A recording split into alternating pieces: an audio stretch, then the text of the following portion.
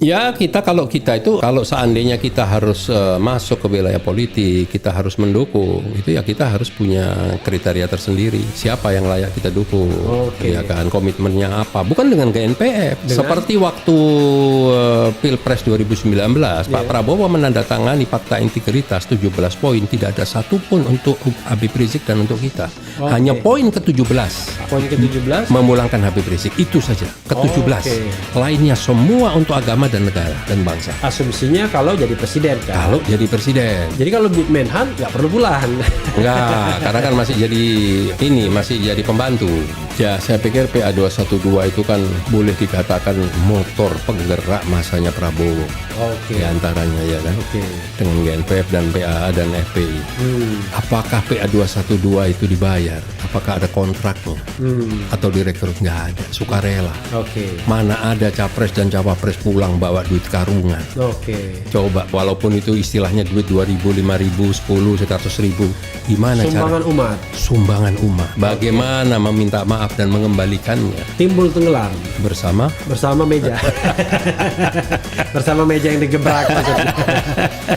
Timbul tenggelam. Jadi saya pikir wajar lah kalau PA212 menyatakan itu ya.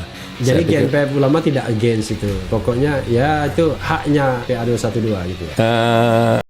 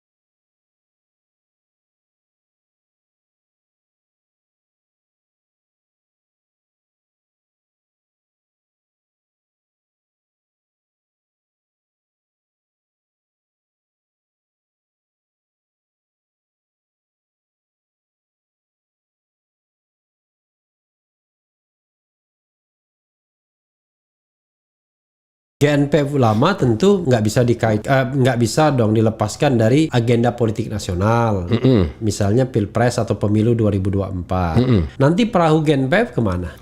Kalau sampai hari ini kita tidak pernah punya pemikiran atau akan kemana. Kalau seandainya kita ini seperti di 2019, itu kan bukan hanya karena kita ini sebagai murni pendukung, tidak sebenarnya. Kita hanya ingin pergantian kepemimpinan. Karena pengalaman di periode yang pertama kita merasa ada kekurangan-kekurangan yang tidak ada perubahannya sama sekali. Jadi waktu itu ABJ ya? Ya. Asal bukan Jokowi. Kita tidak stigma begitu, tapi dalam arti kita butuh ada perubahan kepemimpinan. Nah, siapapun kepemimpinannya silakan. Perubahan yang baik ya. Perubahan menuju ke arah yang baik. Gitu loh. Karena hijrah karena ini sebuah negara besar, ya kan, negara dengan hasil bumi, hasil alam yang mestinya kaya raya, mestinya nggak berutang negara ini. Jadi kalau 2024 kan sudah pasti akan terjadi perubahan kepemimpinan. Kalau tidak ada 3 periode atau perpanjangan masa jabatan. Tapi katakan let's say asumsinya adalah akan ada perubahan kepemimpinan. Lalu arah perahu GNPF ulama kemana nanti? Ya kalau seandainya kita harus masuk ke wilayah politik, kita harus mendukung, itu ya kita harus punya kriteria tersendiri. Siapa yang layak kita dukung, ya kan, komitmennya apa? Bukan dengan GNPF. Seperti waktu Pilpres 2019, Pak Prabowo menandatangani Fakta Integritas 17 poin, tidak ada satupun untuk Habib Rizik dan untuk kita. Hanya poin ke-17. Poin ke-17 memulangkan Habib Rizik, itu saja. Ke-17. Lainnya semua untuk agama dan negara dan bangsa. Asumsinya kalau jadi presiden kan. Kalau jadi presiden. Jadi kalau Menhan nggak perlu pulang. Enggak, karena kan masih jadi pembantu. Iya, oke. Iya. Jadi kalau Menhan ya sudahlah, apa boleh buat kan. Iya. Tapi masalahnya ini ada dua hal yang ingin saya garis bawahi, Ustaz. Pertama, berkali-kali saya mendengar pernyataan dari PA212 tidak akan menjagokan lagi Prabowo. Itu berkali-kali tuh saya dengar. Bahkan saya ungkapkan juga di YouTube saya, ya kan? Nah, itu yang pertama. Nah, yang pertama diklarifikasi dulu. Memang sudah pasti nggak Pak Prabowo lagi. Ya, saya pikir PA212 itu kan boleh dikatakan motor penggerak masanya Prabowo. Oke. Di antaranya ya kan. Oke. Dengan GNPF dan PAA dan FPI. Apakah PA212 itu dibayar? Apakah ada kontraknya? Atau direkrut? Nggak ada. Sukarela. Oke. Mana ada capres dan cawapres pulang bawa duit karungan. Oke. Coba, walaupun itu istilahnya duit 2.000, 5.000, 100.000. Gimana Sumbangan cara? umat. Sumbangan umat. Bagaimana meminta maaf dan mengembalikannya? Timbul tenggelam Bersama meja. Bersama meja yang digebrak maksudnya. Timbul tenggelam. Ya, jadi saya pikir wajar lah kalau PA212 menyatakan itu ya. Jadi GNPF Ulama tidak against itu. Pokoknya ya itu haknya PA212 gitu ya. Kan sekarang kan setiap organisasi yang pernah bersama-sama dalam perjuangan untuk memenangkan salah satu capres yang kita dukung saat itu kan punya cara tersendiri ya masing-masing ya. Ya mungkin PA212 sekarang, mungkin nanti GNPF ya ada waktunya lah semua lah. Oh, tapi tetap akan menurut ijtima ulama lagi.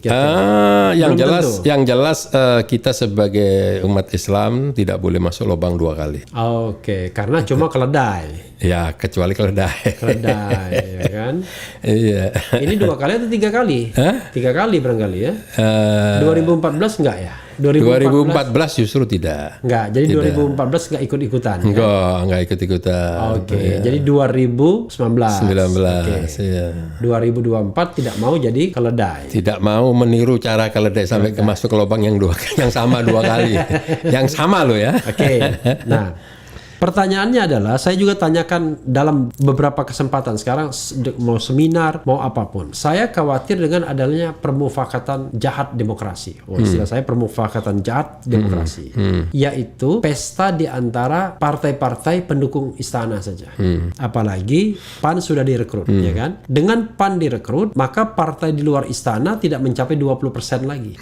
Kalau ketika PAN masih di luar istana, gabungan Demokrat, PKS, PAN itu masih lebih dari 20% kursi. Sekarang partai istana sudah mencapai 82%. Artinya mereka bisa dong membuat pilpres bahasa Jawanya mungkin saya salah, eto-eto apa? Iya, eto-eto bisa juga ya. Ya, capres pilpres eto-eto ya kan? Dan calonnya ya cuma mereka saja. Dari mereka, oleh mereka, untuk mereka.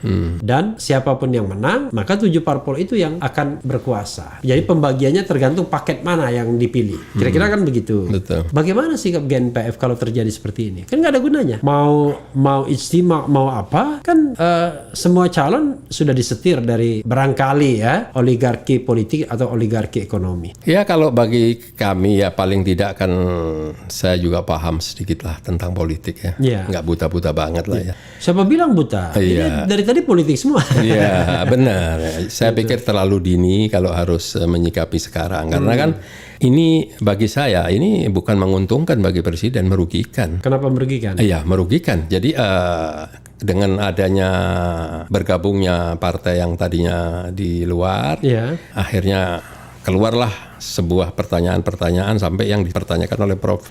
Refli tadi kan. Nah, berarti kan di situ ada indikasi bahwa presiden ini akan memperpanjang masa jabatannya. Justru kalau saya barangkali tidak. Jadi yang saya sebut dengan oligarki itu namanya oligarki banyak orang, tapi ya seputar istana saja.